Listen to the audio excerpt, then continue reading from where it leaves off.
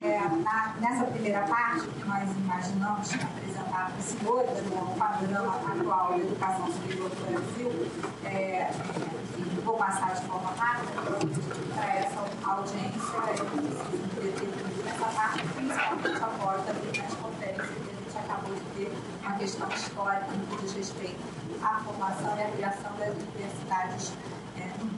Então, aqui essa é uma linha do tempo, onde a gente elenca a criação do nosso jovem sistema universitário, então, em 1920, a presidência as pessoas criada, então, a Universidade Federal do Rio de Janeiro, também a partir da aglomeração do conjunto de escolas, escola de engenharia, escola de direito, filosofia que previamente existiam, e aqui está mostrado, então, para os senhores nessa linha de tempo, sinalizando os respectivos presidentes e as universidades que foram, então, criadas. Vale a pena ressaltar, quer dizer, as nossas universidades, criadas todas no século XX, conforme a gente acabou de ouvir, elas todas nascem dentro de um cenário em que a Universidade de Berlim havia passado por uma grande reforma, esse é o modelo Boltzmann, que a gente acabou de ouvir aqui, e até assim, eu confesso, professor Simão, que ouvindo assim, a sua apresentação e as classificações, até segundo Olsen, que eu confesso nunca tinha ouvido, eu fiquei tentando encaixar a minha universidade e eu tenho muita dificuldade, por exemplo, de encaixar a Universidade Federal do Rio de Janeiro dentro de uma dessas categorias. Talvez esse seja um dos nossos problemas, que a gente é um pouco partidarizado demais, um pouco tenta atender o mercado, um pouco tenta fazer pesquisa e a gente acaba sendo uma colcha de retalho sem muito planejamento. Talvez esse seja parte dos nossos problemas, a dificuldade da gente, enquanto universidade, se pensar na nossa missão, na nossa meta. Então, aqui, continuando essa linha de tempo, a criação das diversas universidades do Sistema Federal de Ensino, e aí a gente chega, finalmente, aqui,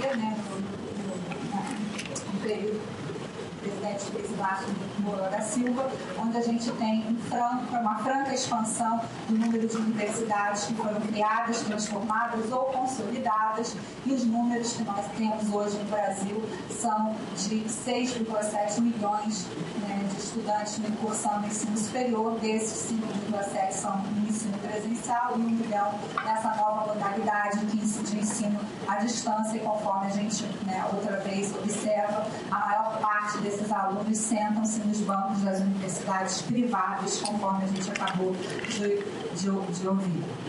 Aqui é um mapa do Brasil mostrando exatamente esse crescimento. Eu acho que esse slide, inclusive, foi cedido gentilmente pelo Dr. Sérgio Rezende, nosso ex-ministro, em que mostra claramente para a gente isso que eu acabei de reportar, que é a transformação do mapa do Brasil, antes povoado com poucos pontos nas regiões mais populosas e mais desenvolvidas do país. Hoje ele se torna esse mapa, vamos dizer assim, uma certa catagora, o que a gente observa que existem universidades em quase todos os cantos e pontos do país. No que diz respeito a essa categoria, universidade de classe mundial, universidade de excelência, universidade de pesquisa, de uma certa maneira são sinônimos, eu chamo a atenção, primeiro, quais são as condições do estabelecimento dessas universidades. Então, na verdade, tudo que eu vou colocar aqui para os senhores é muito fruto da minha experiência nesses 2 últimos anos à frente da Pró-Reitoria de Pós-Graduação e Pesquisa da UFRJ. Então, há 2 anos atrás, quando eu entrei na Pró-Reitoria, eu fui procurada por algumas dessas agências de ranqueamento me pedindo que mandassem dados da UFRJ. Eu confesso que foi a primeira vez que eu ouvi falar desses rankings. Isso não é uma prática da nossa universidade, pelo menos que fala aqui pela UFRJ, não existe assim, nenhuma infraestrutura formada e montada sequer para atender e enviar os dados necessários para que as nossas universidades sejam ranqueadas em cima baseadas em dados confiáveis. Então, nesses 2 últimos anos, eu praticamente tenho procurado atender e enviar esses dados, e eu certamente, como todos podem imaginar, realmente é um périplo conseguir números dentro das nossas universidades, números confiáveis. E eu tenho tentado, enquanto pró-reitora, no que diz respeito ao FRJ, atender essas agências de ranqueamento, quase fazendo isso sozinha na UNE, para não deixar de participar e até tentar entender qual é a posição da minha universidade nesse contexto internacional. Então, essas universidades, de classe mundial, elas, obviamente, precisam de um cenário, de condições para se estabelecer. Basicamente, esse é um gráfico, extraído desse trabalho de 2009, do Salvo, do Banco Mundial, em que ele coloca claramente, quer dizer, a universidade de classe mundial, ela surge, como ela se insere, como uma interseção, e para isso você tem que ter essas condições que são concentração de talento, onde você tem os estudantes, o Estado e os pesquisadores, enfim, selecionados segundo critérios de excelência, baseado exclusivamente no talento. É necessário para que elas se formem, se solidifiquem e se confirmem como tal, num aporte de recursos abundantes, e também é necessário que haja governança interna. Então, é importante que todo o cenário interno, acadêmico e gerencial das universidades, de uma certa maneira, tramem a favor dos seus professores, dos seus pesquisadores. Nesse sentido, vários países têm tentado, anos e décadas, constituir as suas universidades de classe mundial e, basicamente, 3 estratégias têm sido adotadas. A primeira delas é fazendo um upgrading de universidades pré-existentes, onde elas são escolhidas e suportadas e amparadas segundo esses 3 princípios básicos para se tornarem essas universidades de excelência.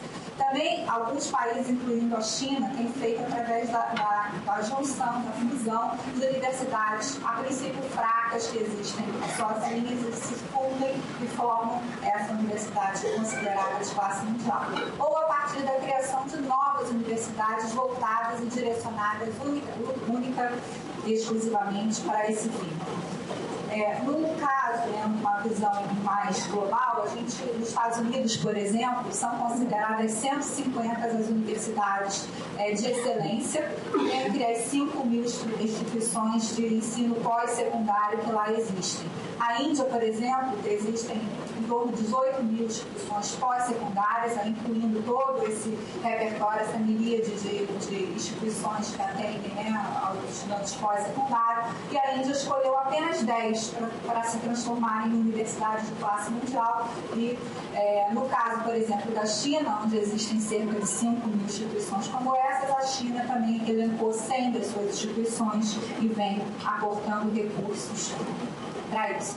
Então, aqui também, rapidamente, uma universidade de pesquisa de classe mundial, ela certamente é uma universidade que contribui, faz importantes avanços tecnológicos, culturais e sociais. São universidades que participam ativamente da vida do país onde elas se alojam, se albergam, também do ponto de vista cultural, social e certamente tecnológico.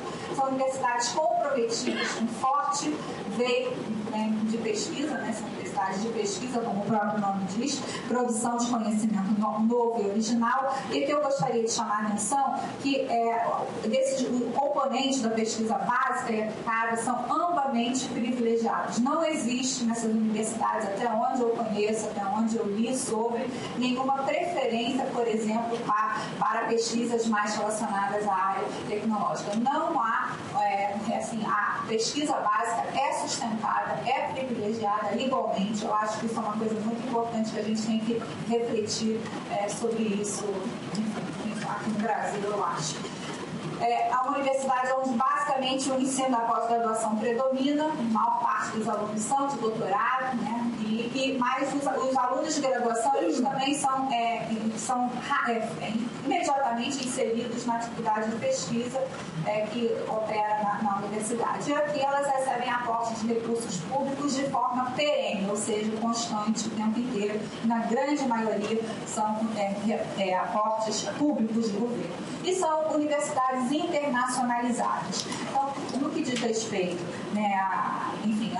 quer dizer, obviamente tudo isso é feito a partir de metas que essas universidades precisam ter e atender, planejamento, e elas são avaliadas. Então, eu acho que essas três palavras ainda não são práticas comuns nas nossas universidades. Eu acho que a gente não tem metas claras, não temos um planejamento muito definido e ainda temos o favor da avaliação.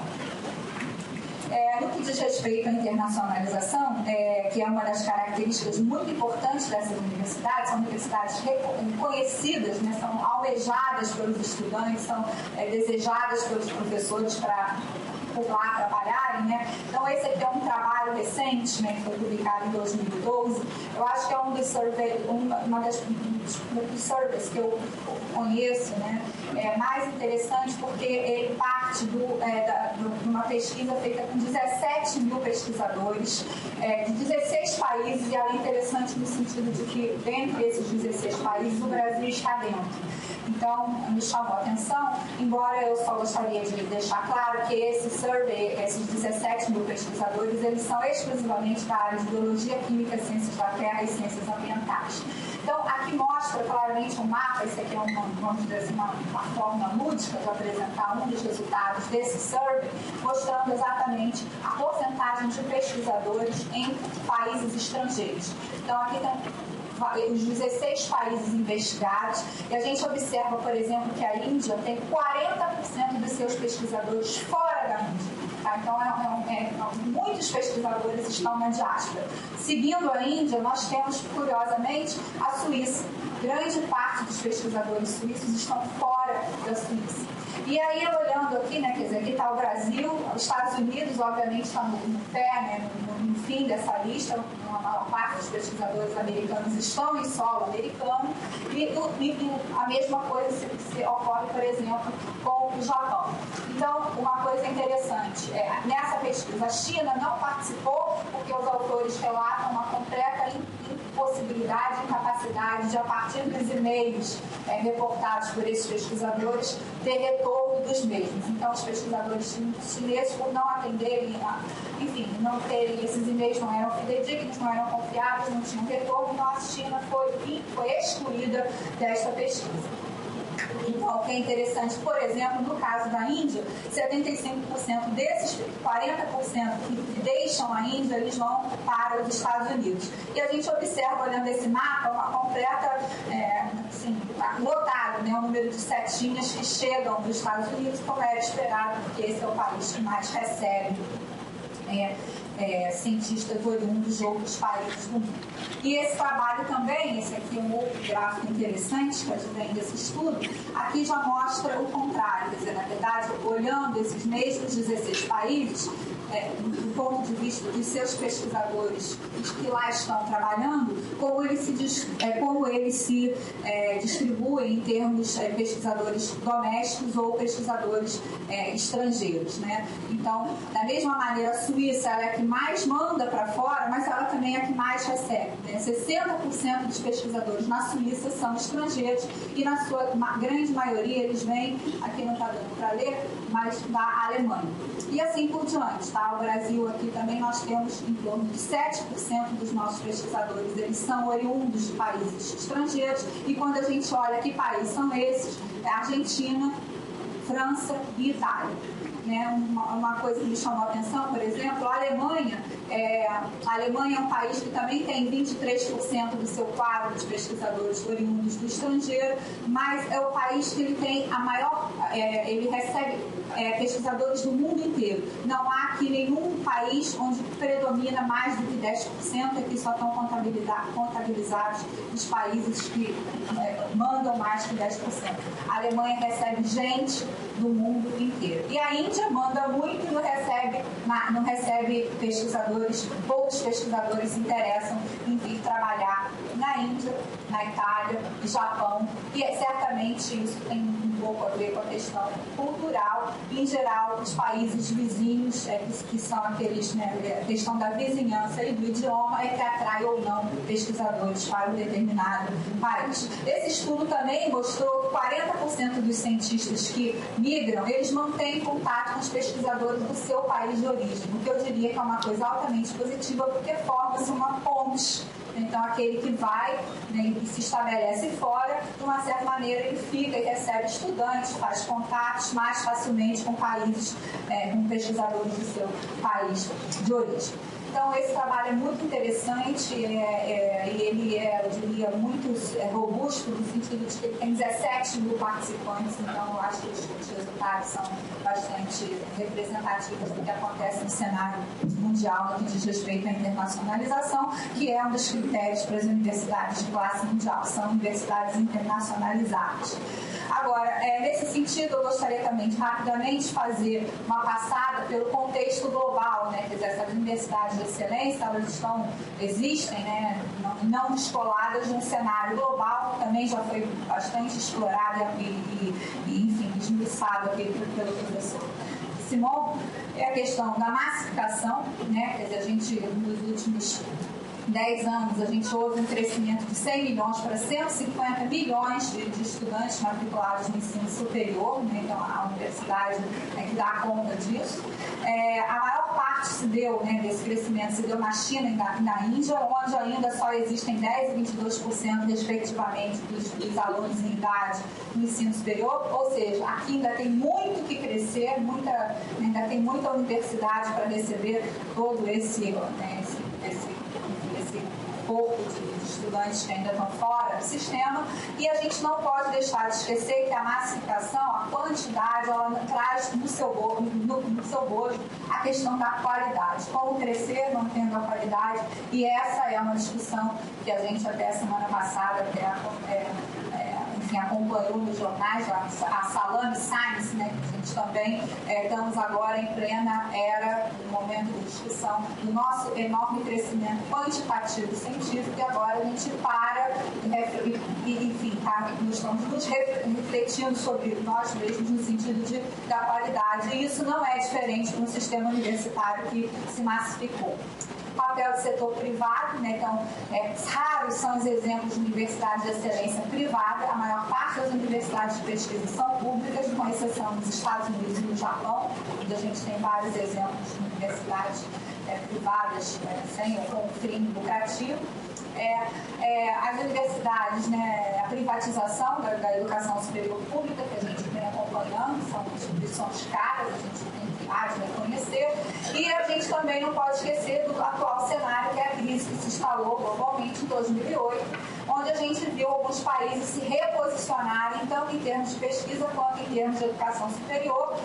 Mais curiosamente, por exemplo, a China e a Índia levaram seus dispêndios em educação superior, apesar da crise, ao contrário, acham que isso pode até ser um remédio para passar esse período negro, mas a gente tem outros países, inclusive europeus, onde a crise é mais aguda, reduzindo os investimentos em educação superior e ciência e tecnologia. Panorama atual da ciência e tecnologia, isso aqui eu vou realmente passar muito rápido, não é para essa audiência necessidade de estressarmos esses pontos, a questão dos grupos de pesquisa, seu crescimento, enfim, no Brasil acentuado, né, nas últimas 2 décadas, né, a quantidade de doutores já foi bastante abordada aqui pelo professor Simon, que antecedeu. A questão, né, uma comparação, né, das publicações brasileiras em relação às publicações americanas, né, que a gente tem, realmente uma razão, né, que foi hoje em dia muito mais favorável ao Brasil, enquanto os Estados Unidos cresceu, né, nesse último 20, 30 anos, né, em termos de número, né, 0,6, o Brasil tem um crescimento de quase 8%. E a questão aqui também, que é, conforme eu falei, a gente hoje em dia está muito parado nessa questão, né? É necessário, parado no bom sentido, quer dizer, nós estamos reflexivos no que diz respeito, né, à quantidade, né, nós sabemos a posição onde nós estamos, mas agora a gente pensa no papel da qualidade associada aos trabalhos que são publicados e a gente, o impacto e também o número de citações desses respectivos trabalhos são indicadores de qualidade. Um deles, né, também a meu ver, também questionável. E esse, por último, situando a questão do nosso cenário, a gente tem a produção científica, o Brasil ocupando a 13ª posição, também do conhecimento dessa audiência, e no que diz respeito à inovação, não é à toa que o simpósio de hoje escolhido como tema da academia trata desse aspecto, porque a nossa posição não condiz com a nossa posição econômica e com outros indicadores brasileiros. No que diz respeito, muito rapidamente, aos cursos de pós-graduação, esse aqui, na verdade, enfim, tem as barras que estão muito claras aqui, são as barras que diz respeito ao Brasil. O Brasil, só para que não aparece, mas essa barra aqui vai até 30% dos cursos no Brasil são ainda cursos de pós-graduação 3. Aqui está na USP, e a porcentagem de cursos 3 na UFRJ. No cursos 4 no Brasil também vai em torno de 30% a 35%, e a UFRJ e a USP comparando nessas duas universidades no cenário nacional. No que diz respeito ao conceito 5, o Brasil tem em torno de 25%, essa barra estaria por aqui. A USP tem mais cursos 5 do que a média nacional, e a UFRJ um pouco abaixo da média nacional, mas no que tange a cursos 6 e 7, que são os cursos de excelência, o Brasil tem 10% de cursos 6, né? Essa porcentagem é maior tanto na USP quanto na UFRJ, e no que diz respeito aos cursos 7, o Brasil tem em torno de 5, 7%, e também esses cursos de excelência são majoritários. Eu chamo a atenção que a USP e a UFRJ, no que diz respeito a cursos 6 e 7, em percentual, estão paro a par. A USP ganha nos cursos 5. Como pró-reitora de pós-graduação e pesquisa, eu não posso deixar de plotar esses gráficos e tentar nos comparar. Rapidamente, uma breve apresentação sobre os rankings internacionais, esse que eu mencionei, que eu venho tentando atender nos últimos anos, nos últimos 2 anos em que eu estou à frente da pró-reitoria. Enfim, são muitos. Só que isso virou uma febre. Assim, o número de e-mails e de procuras e de telefonemas que eu recebo para que eu mande, que é o UFRJ, isso realmente virou uma indústria, e certamente você começa a mandar os dados, na hora de liberar, você pode acompanhar a liberação dos dados até uma determinada tabela. Se você quiser saber mais, você tem que pagar, né, para saber exatamente. A sua universidade está entre 300 e 400, mas entre 300 e 400, 301 ou 399. Então se inscreva no site e tal. Ela morde com a quantia de tanto. Então, é uma indústria. Realmente, essas agências de ranqueamento, elas não deixam de, enfim, ser um bom filão nesse cenário que hora se estabelece. Então, só os 3 rankings, né, que eu diria são os mais importantes, os mais amplamente difundidos, é esse da Universidade de Xangai. A China criou seu próprio ranking, né, para as suas universidades, como uma maneira de se auto-gerir, se auto-acompanhar. Esse aqui é o Paparelli Simon, que é um outro QS, que é muito famoso, e o THE, que é o Times Higher Education, também é outro indicador. Cada um tem a sua metodologia, em geral elas são muito parecidas, mas elas pontuam diferentemente os diferentes indicadores. Então, por exemplo, esse ARW, se a universidade tem Nobel, medalhas Fields, etc., isso pontua muito. Então, enfim, aqui vai a porcentagem de citações, artigos publicados na Nature e na Science, e aí por diante. Certamente, um ranking como esse, a gente, só olhando isso aqui, a gente já sabe que as universidades brasileiras vão ficar lá no pé, né? Porque a gente não tem Nobel, a gente ainda não temos, né? Prêmios Nobel, a gente ainda não tem um volume muito grande de publicações nessas 2 revistas consideradas top, e assim por diante. Então, a gente não fica muito bem nesse tipo de ranking. No Times Higher Education também, aqui está também o peso, né, de cada as citações, o ensino. Uma coisa muito interessante é que uma das coisas mais difíceis de se avaliar no que diz respeito ao ranqueamento universitário é o ensino. Como você mensura o ensino que é praticado numa determinada instituição? É impossível, né? A pesquisa, a gente pode usar a citação, número de trabalho por pesquisador, existem indicadores, mas o ensino universitário é muito difícil de ser mensurado. E o que essas agências fazem eles fazem amplos e gigantescas pesquisas mundiais perguntando como as próprias universidades mandam um grupo de nomes de acadêmicos e de empregadores, e eles vão até os acadêmicos e os empregadores perguntarem o que eles acham sobre os egressos da Universidade XYZ.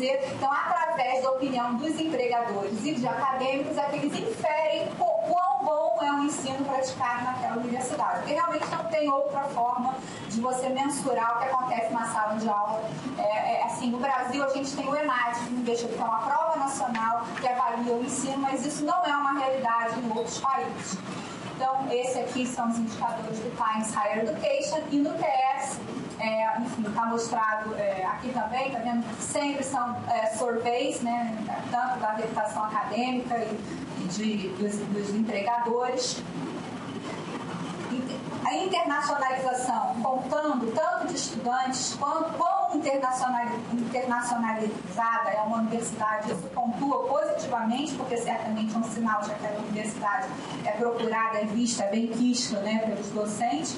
E aqui, só para ilustrar, eu trouxe aqui as 20 primeiras universidades no ranqueamento do ARWU. Essa lista ela é, né, assim, ela é povoada, é populada, como a gente pode ver pelas bandeirinhas, pelas universidades americanas. E o que a gente vai ver comparando a RWU, THE, o TS, é que a gente vai ter esse primeiro pilotão aqui, aqui é 1, esse aqui é 2, o outro é 3, então, mas não se altera. É sempre Harvard, Stanford, MIT e assim por diante. No caso desse indicador, conforme eu falei, está aqui. Então, a gente tem a USP, que está entre 101 e 150, e a UFRJ, que está entre 301 e 400, e esse aqui são as nossas universidades, né, algumas universidades latino-americanas, segundo esses critérios que premia Nobel, Fields, etc., que eu acabei de mostrar para vocês. A USP, certamente, e a Unicamp são as duas universidades brasileiras que predominam nesse cenário. No QS, está aqui a mesma coisa que eu falei. Essa daqui era a primeira, no outro, aqui já é a segunda ou terceira, mas aqui estão, mais uma vez, as 20 primeiras universidades classificadas pelo Paparelli Simon, que é essa outra agência de ranqueamento. E aqui nesse caso a gente tem a USP em 2011 ocupando a posição 169, a Unicamp 235 e a Universidade Federal do Rio de Janeiro, a primeira federal, ocupando a posição 381. E o QS, ele recentemente, uns anos para cá, ele fez um QS Latin American, que ele usa aqueles mesmos indicadores, mas ele pontua diferente no sentido de entender a realidade das universidades latino-americanas. Não adianta privilegiar trabalhos em Science, Nature, porque eles sabem que essas universidades ainda não têm. Então, eles fizeram um ranking para avaliar as universidades latino-americanas segundo outros critérios e outro peso para aquelas medidas muito mais adequado. Eu acho que esse é um indicador interessante, porque ele reflete o conjunto dessas universidades de forma mais fiel. Então, a USP é a primeira universidade, em 2011, o foi também em 2012, a Universidade Católica do Chile, segunda, a Universidade de Campinas é a terceira melhor universidade, segundo os critérios do QS Latin American, e aí a gente tem a UNAM, né, a Universidade de Los Angeles, Colômbia, Instituto Tecnológico de Monterrey, a 7ª posição, e aí a Universidade Federal do Rio de Janeiro, que era a 19ª, pulou para a 8ª posição no ano passado, e a Universidade de Concepción era a 12ª, caiu para a 9ª, e a Universidade de Santiago do Chile era a 21ª e no ano subiu para a 10ª colocação. Então essas são as 10 melhores universidades. A Universidade Federal do Rio de Janeiro é a primeira universidade federal dessa egrégia lista.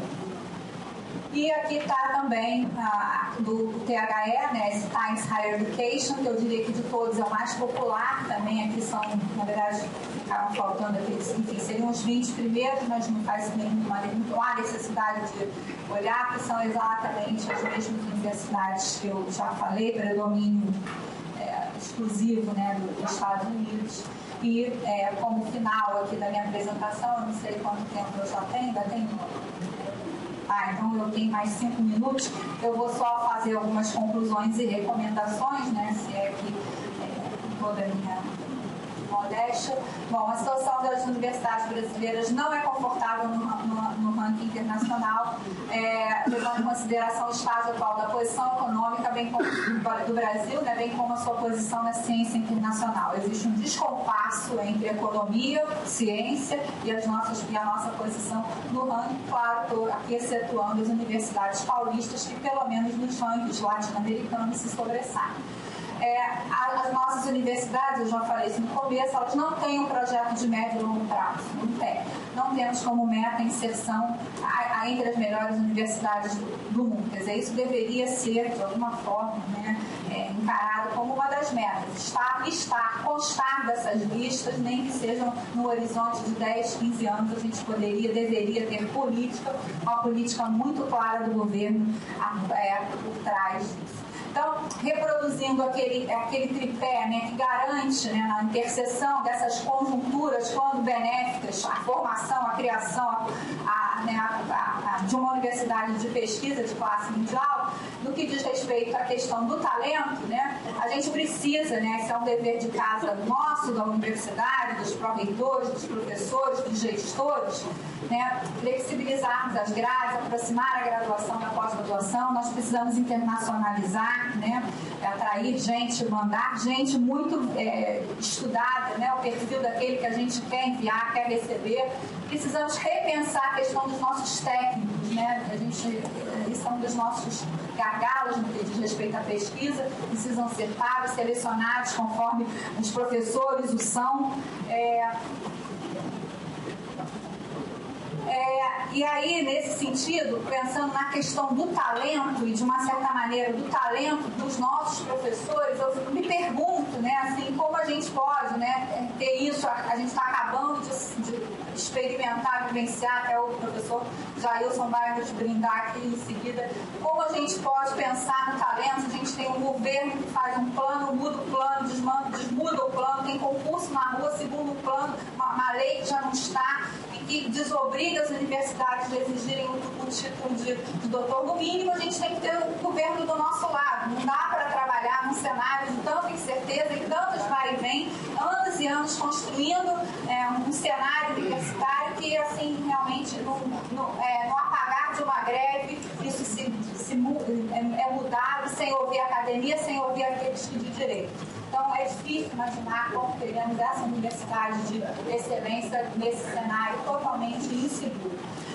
No que diz respeito aos recursos, né, que é essa outra rodela, essa outra fatia do problema, né, na verdade não é o problema, da solução, a gente não tem, né, nas instituições brasileiras nenhum programa de investimento, né, financeiro dos recursos humanos nos grupos com maior potencial de crescimento acadêmico. Uma experiência inicial e promissora está ocorrendo na USP. A que eu me refiro, assim, que as universidades tenham um dotamento próprio, seu, para fazer políticas científicas. Eu estou há 2 anos na pró-reitoria, eu não consigo ter recursos para que eu crie, eu própria, enquanto pró-reitora, um programa direcionado, exclusivo, que tem a cara da UFRJ. Não há no budget, no orçamento da universidade, recursos para que seja feito isso. A USP tem feito um brilhantismo nos últimos 3 anos e foram 3 editais de 70 milhões do orçamento da universidade para os seus pesquisadores. O pró-reitor, o reitor, definiu, né, caracterizou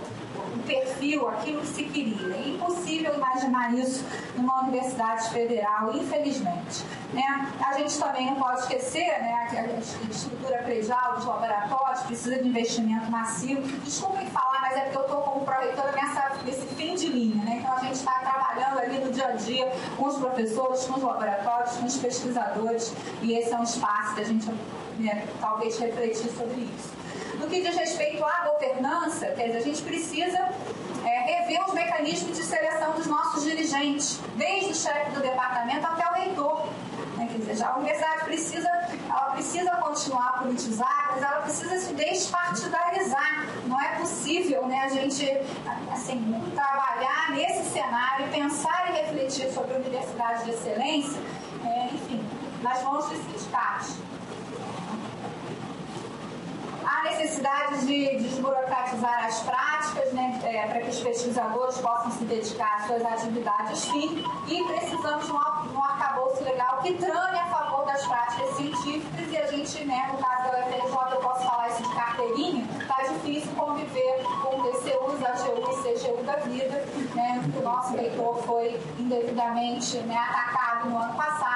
A questão da Lei 866, não é possível que a gente não consiga convencer, né, esses nossos colegas que estão aqui sentados de que as universidades elas têm outro perfil. Ninguém está querendo um descumprimento às leis ou um descumprimento às regras, nada disso. Queremos prestar contas ao governo que nos paga, porém não é possível que a gente tenha que reger e tratar uma universidade, principalmente se a gente quer esse tipo de universidade, nesse arcabouço.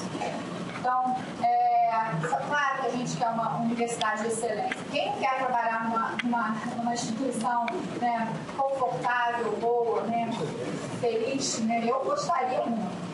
Né, mas a gente precisa que o governo tenha isso como meta, mas eu acho que a gente não pode esquecer que nós, enquanto professores universitários, temos um longo dever de casa, que é nosso também. A gente precisa do governo, mas a gente precisa também de se rever um pouco. E aí, recomendações, assim, singelas, eu diria que do governo, o país precisa talvez escolher um pequeno número de universidades para que a elas seja destinado um tratamento especial, e que as outras universidades que ainda não estão próximas dessa fronteira, elas ingressariam nesse sistema de classe mundial no segundo momento, a posteriori. E, obviamente, para isso a gente precisa de ter metas, escolher áreas específicas para, para visar, atacar e ter como objetivo. Eu gostaria de agradecer pela atenção. Em nome do professor Vanderlei, obrigado e obrigada. Eu tenho certeza que ele também estaria aqui agradecendo a todos.